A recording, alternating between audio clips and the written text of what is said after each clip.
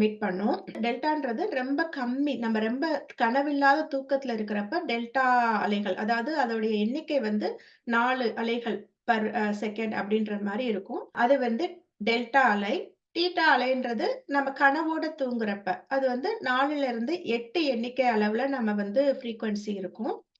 அலைகள்.